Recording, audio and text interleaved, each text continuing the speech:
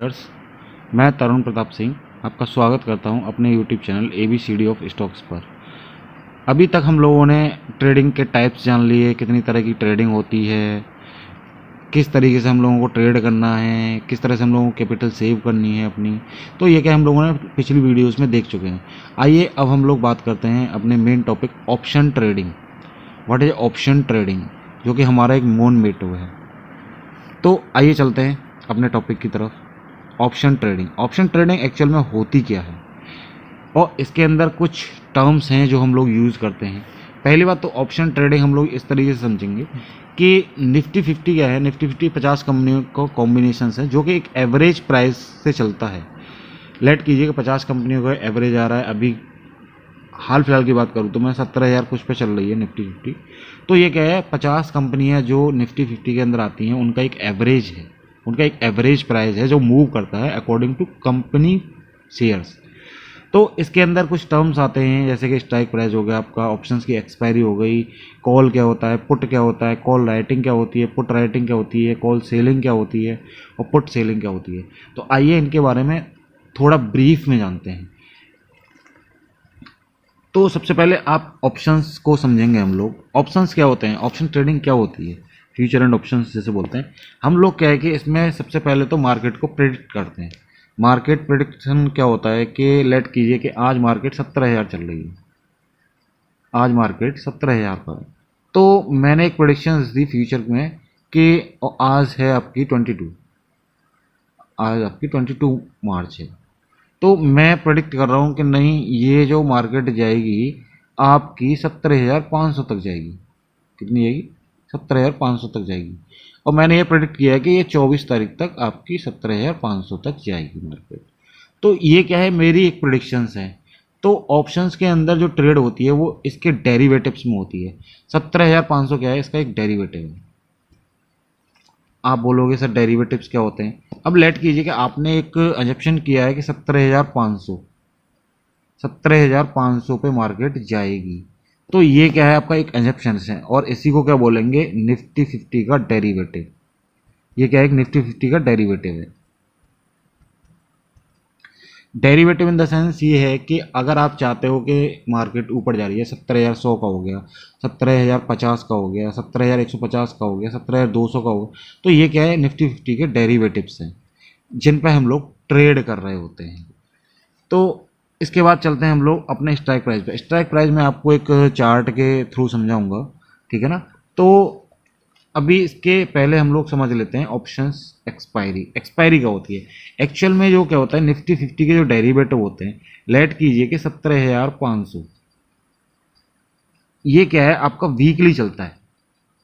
Weekly यानी कि 7 days, और एक चलता है इसमें मंथली। तो ये दोनों क्या होते हैं, इनकी एक्सपायरी होती है दो तरीके से। एक तो होती है आपका 7 दिन के बाद में एक्सपायर हो जाता है। लेट कीजिए अभी की जो एक्सपायरी है वो 24 है। इसके बाद में जो डेरिवेटिव्स होंगे उनकी जो एक्सपायरी होगी वो 31 मार्च होगी। उसके बाद में जो होगी वो 7 अप्रैल को होगी।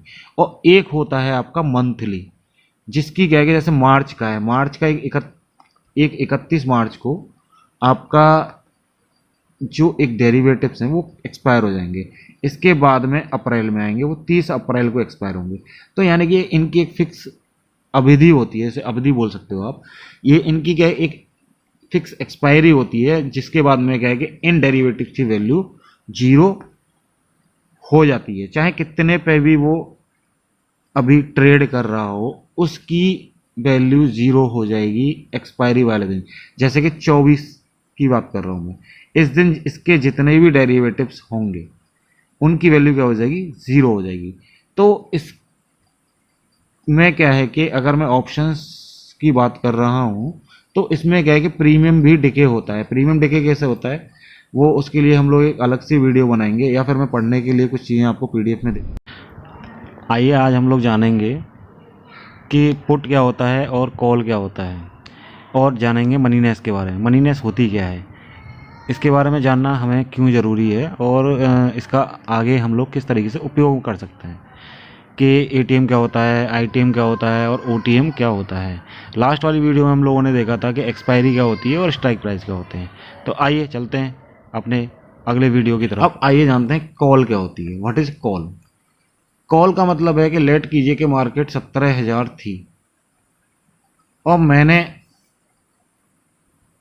प्रिडिक्ट किया हुआ है कि नई मार्केट 17,300 पहुंच जाएगी। तो यानी कि मैंने फ्यूचर प्रिडिक्ट किया है निफ्टी 50 का कि 17,300 तक मार्केट पहुंचेगी। तो यानी कि अगर मैं 17,300 का डेरिवेटिव बाय करता हूं तो यानी कि मैं 17,300 की कॉल लेता हूं। इसी को क्या बोलते हैं? कॉल। यानी कि मैं मार्केट को अप कराने की कोशिश कर रहा हूं। अगर वहीं मैं ये बोलूं कि नहीं, मार्केट अभी 17,000 पर है, मार्केट कहाँ है आपकी? 17,000 पर, और मैं कह रहा हूं ये आपकी आएगी 16,500 पे, तो अब मैं क्या कर रहा हूं? मैं ये सोच रहा हूं कि मार्केट कहाँ जाएगी? नीचे जाएगी। तो क्या है कि मैं 16,500 का पुट, 16,500 का क्या पुट मैं ले लूंगा। ये क्या है कि मैंने ये प्रेडिक्ट किया है कि हाँ 16,500 की पुट लेकर कि मार्केट 16,500 तक आ जाएगी। ये मेरी प्रिडिक्शंस थी। अब क्या होता है कॉल राइटिंग और पुट राइटिंग, ये क्या होती है? यानी कि अगर मैं राइटिंग की बात करूं तो राइटिंग का अर्थ जो निकलता है यहाँ पे बाइंग से निकलता है, और हम लोग अभी स्टार्टिंग है तो सिर्फ कॉल को बाइंग कर सकते हैं और पुट को भी बाइंग कर सकते हैं। अगर मैं बात करूं सेलिंग की तो देखिए हम लोग बाय और सेल में अंतर क्या होता है? बाय यानी कि लेट कीजिए कि 17,500 की कॉल आपकी चल रही थी 13 रुपये, मैंने इसे बाई किया और कुछ टाइम बाद ये पहुंची 15 रुपये, मैंने 2 रुपये का प्रॉफिट बुक किया और मैं उससे आउट हो गया। तो ये क्या होती है? कॉल राइटिंग, या फिर इसी तरीके से पुट की भी हो सकती है, इसे कॉल या पुट राइटिंग भी बोल सकते हो आप। लेकिन कॉल या पुट सेलिंग क्या होती है? सेलिंग इन द सेंस हम लोग कुछ इस तरीके से समझते हैं। लेट कीजिए कि ये कोई एक ज़मीन थी, ये एक ज़मीन है और ये मेरी नहीं है, और ना ही मेरे पास में कुछ पैसे थे। लेट कीजिए मेरे पास में अभी 1,00,000 रुपए थे। मेरे को पता चली हाँ इस ज़मीन के पास से एक हाईवे निकलने वाला है, यहाँ से इसकी कीमत जो हो जाएगी वो 10,00,000 रुपये हो जाएगी आने वाले फ्यूचर्स के अंदर। ठीक है, तो मैंने क्या बोला कि भाई मैं तेरे को 1,00,000 रुपये अपना दे दे रहा हूँ, इसका जो एडवांस है वो 1,00,000 रुपये मैं तुम्हें दे दे रहा हूँ, क्योंकि मेरे पास में सिर्फ 1 ही लाख रुपये थे। मैंने 1,00,000 रुपये का एडवांस उसे दे दिया। मैंने एक कॉन्ट्रैक्ट भी साइन करवा लिया उससे, ठीक है ना। 1,00,000 रुपये देने के बाद मैंने कॉन्ट्रैक्ट साइन करवा लिया, नहीं मैंने आपको 1,00,000 रुपये दे दिए हैं, अब ये ज़मीन मैं अपने अकॉर्डिंग सेल आउट करूँगा। मैंने आपको 1,00,000 रुपये दे दिए हैं और ये ज़मीन मैं अपने आप सेल आउट करूँगा। अब लेट कीजिए मेरे को पता चली वहाँ से हाईवे जाने वाला है, तो आने वाले कुछ दिनों में उसका रेट बढ़ के 10,00,000 रुपये हो जाएगा। मैंने यहाँ पे एक बायर था, मैंने उससे बात करी और मैंने उससे बोला हाँ भाई तू ठीक है, मेरे को इस ज़मीन के पैसे दे दे। तो मैंने क्या किया कि मैंने अभी इसके प्राइस बढ़े नहीं है, इसके प्राइस बढ़े नहीं हैं, सही है ना। तो लेकिन मैंने इससे डील कर ली। इससे डील क्या कर ली? मैंने इससे 2,00,000 रुपये का एडवांस मैंने ले लिया।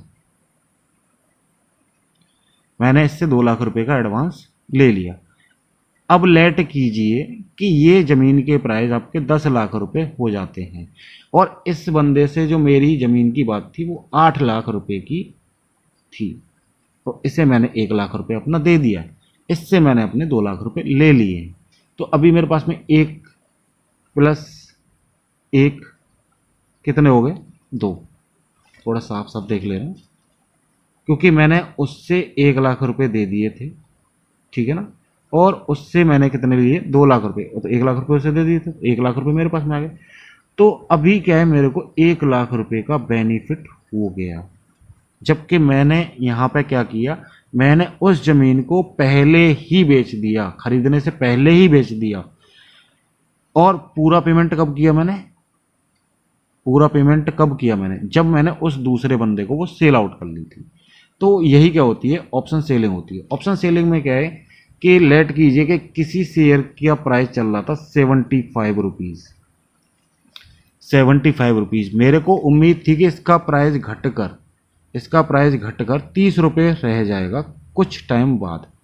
तो मैंने क्या किया, ये पहले सेल कर दिया, मैंने बिना बाय किए पहले ये सेल कर दिया। जब इसकी घटकर वैल्यू 30 रुपये रह गई, जब जाके मैंने ये बाय किया। इसे क्या बोलते हैं यहाँ पे, शॉर्ट सेलिंग। यहाँ पे मैंने सेल किया था और यहाँ पे मैंने बाय किया था, तो ये क्या है आपकी शॉर्ट सेलिंग। इसके बारे में थोड़ा डिटेल्स में और समझ लेंगे बाद में, क्योंकि वीडियो थोड़ा सा ज़्यादा लंबा हो रहा है। ये मैं कोशिश करूँगा कि जल्दी से जल्दी ख़त्म करूँ इसे। आइए थोड़ा सा आगे की तरफ देख ले रहे हैं। Strategy of call and put. अगर आपका अप ट्रेंड में मूव कर रहा है, यानी कि मोर ट्रेडर आर बाइंग, तो मार्केट कैसी रहेगी, बुलिश रहेगी। यानी कि आपके प्राइस भी ऊपर जा रहे हैं, ओपन इंटरेस्ट भी आपका ज़्यादा है, वॉल्यूम भी ज़्यादा है, तो सिंपल सी बात है मार्केट ऊपर ही रहेगी। Buyer are squaring down trend. अगर डाउन ट्रेंड के अंदर क्या है कि आपका बायर क्या कर रहे हैं, स्क्वायरिंग, यानी कि अपनी एक नई पोजीशंस बना रहे हैं और प्राइस धीरे धीरे मूव कर रहा है, तो ये भी क्या एक बुलिश है। बियरिश कब होगा, जब आपका प्राइस नीचे गिर रहा हो और डाउन ट्रेंड में मार्केट मूव कर रही हो, यानी मोर ट्रेडर आर सेलिंग, यानी कि सेलर क्या कर रहे हैं, ज़्यादा बेच रहे हैं। चलिए इसके बारे में देख लेंगे बाद में। अभी बात करते हैं कि हम लोगों को कॉल कब बाय करनी चाहिए और पुट कब बाय करनी चाहिए। अगर मार्केट आपकी बुलिश है, मार्केट यानी कि ऊपर की तरफ जा रही है, तो हम कॉल बाय करते हैं। और अगर मार्केट वहीं नीचे आ रही है तो हम लोग क्या करते हैं, पुट बाय करते हैं। मार्केट ऊपर जा रही है तो कॉल को बाय करेंगे, अगर मार्केट नीचे आ रही है तो हम लोग पुट को बाय करेंगे। सीधे सीधे नीचे ये दिखाया गया है कि अगर मार्केट बियरिश है तो ऑब्लिगेटेड टू सेल। हम लोगों को कॉल पे क्या करनी है, सेल करनी है। बट हम लोग अभी सेलिंग में बात नहीं करेंगे, इसलिए मैं इस टॉपिक के बारे में बाद में बात करूंगा। अभी हाल फिलहाल में हम लोग सिर्फ इतना समझते हैं, अगर मार्केट बुलिश है तो हमें कॉल लेनी है और मार्केट बियरिश है तो पुट लेना है। आइए आगे समझ लेते हैं ज़रा स्ट्राइक प्राइस के बारे में, क्योंकि वो टॉपिक हम लोगों ने पहले छोड़ दिया था। स्ट्राइक प्राइस देखिए यहाँ पे आपको दिख रहा होगा कि ये क्या है, आपके स्ट्राइक प्राइस है। स्ट्राइक प्राइस क्या होते हैं, जो निफ्टी 50 के डेरिवेटिव्स होते हैं। जैसे कि लेट कीजिए मार्केट की जो करंट वैल्यू है वो निफ्टी 50 की, देखिए यहाँ पर, देखिए ऊपर ये दिखाता है यहाँ पे 10,574 है। कितनी, 10,574। तो वो कहीं यहाँ पे लाई कर रही होगी।